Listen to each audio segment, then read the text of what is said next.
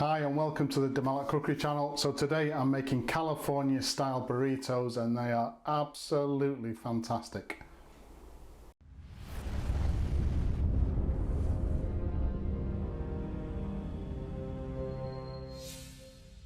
So this is a recipe from a small sandwich bar come cafe. The Malat customer already given me one really good recipe, which was the pizza pinwheels. This is the actual recipe that I went to see. California style burritos, but a really clever addition to this is instead of using grated cheese, they use a soft cheese which has garlic and herbs in it and spread it out over the tortilla. As usual, a full list of ingredients will be given at the end of the video, so let's have a look at those ingredients now and anything else we're going to need for today. So the ingredients for today's recipe, and apologies for the audio, I've lost all the audio on the video from this point in. So I've got a piece of rump steak. I really do like this cut of meat for sandwiches and this type of meal. Some nice marbling, nice flavour, and it's a decent price as well. I've also got some Montreal Steakhouse seasoning. Now if you don't have access to the Demart range of products, then choose a really decent steak seasoning for this. There's about 15 grams there.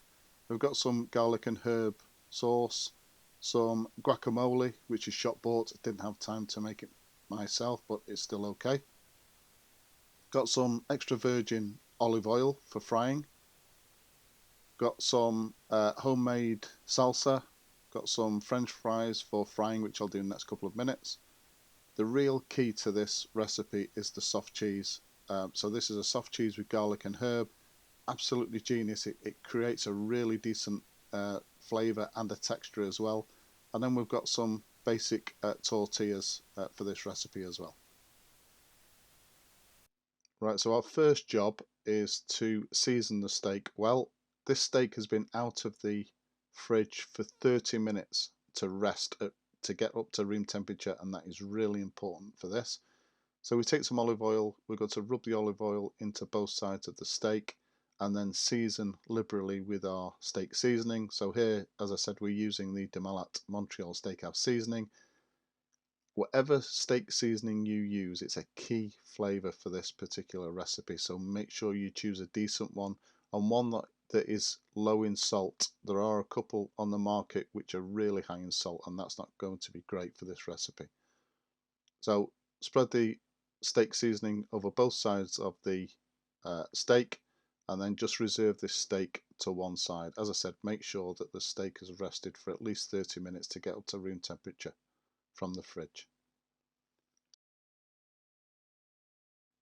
So once the steak is seasoned and rested to come up to room temperature, the next thing to do is to fry the steak. So I've got a heavy base saucepan, 2 tablespoons of olive oil in that pan. So over a medium to high heat, we want to get it up to a nice decent temperature so that as soon as the steak goes in, it starts to sear and create some really decent flavours. Going to be frying this steak. So this is rump steak. It's a fairly thin piece of steak. Going to be frying it for about 2 to 3 minutes on either side to get a nice sort of medium texture in there, some colour. It all depends obviously which piece of steak you've got, what type, the thickness for your cooking temperatures. But I'm just hoping to get some nice colour to the centre, so it's going to be medium. Going to be turning the steak every minute as well. That creates a nice even cooking all the way through the steak. Placing the steak into the frying pan, because it's hot oil, just roll it in away from you so you don't get any spitting back on you. And as I said, in there for a minute, turning it and then turning it again, obviously, until we've cooked it through. And I'm also going to render the fat at the end of the steak, so I'm going to be turning the steak on its end. So the next thing to do, once the steak is cooked, we need to let this steak rest on a plate for at least 10 minutes. If we try and cut into this steak straight from the pan, what will happen is all of those fantastic juices will just leach out and the steak will become fairly dry. So let this steak rest for at least 10 minutes before we cut it thinly for the burrito.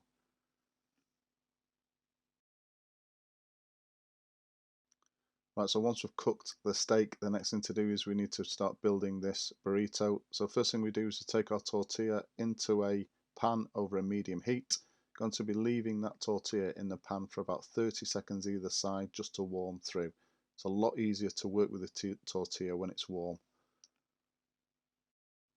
So once we've warmed that tortilla, next thing to do is obviously build our burrito.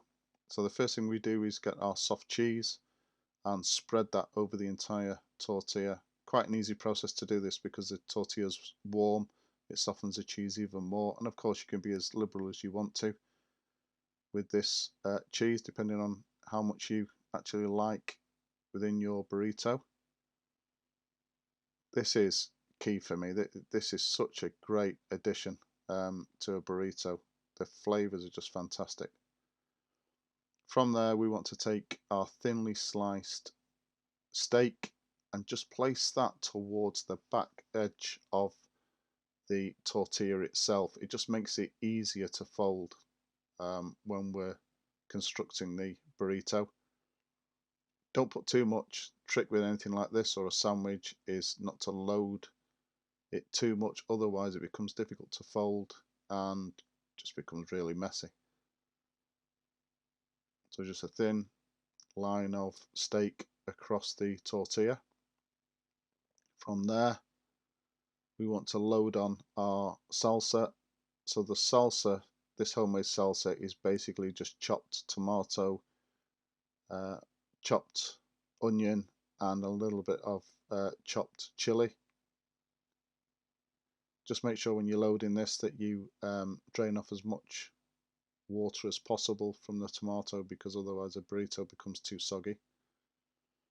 We've already fried our French fries, they're keeping warm in the oven, so they go on next.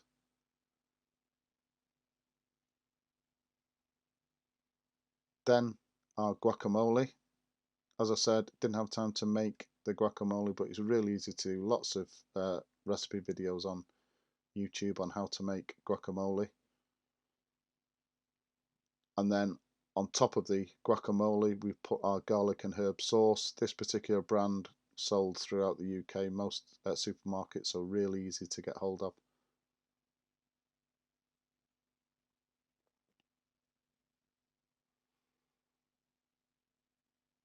And then folding our tortilla, we need to create like a wedge shape so that the thin end of the wedge is actually towards you, and then it's that thin end which gets folded over. Push any ingredients in that have pushed forward, and then the real trick here in folding it is to take your small finger or your pinky and fold that flap in as you see on the video, and then continue to roll until you've built your burrito. That's a really important step, stops the filling from coming out.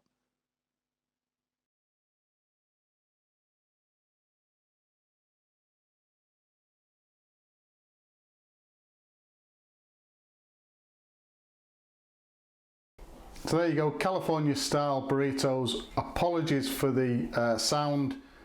Didn't realise, but the microphone on the video camera had switched off, and so obviously we were faced with having to do some narration.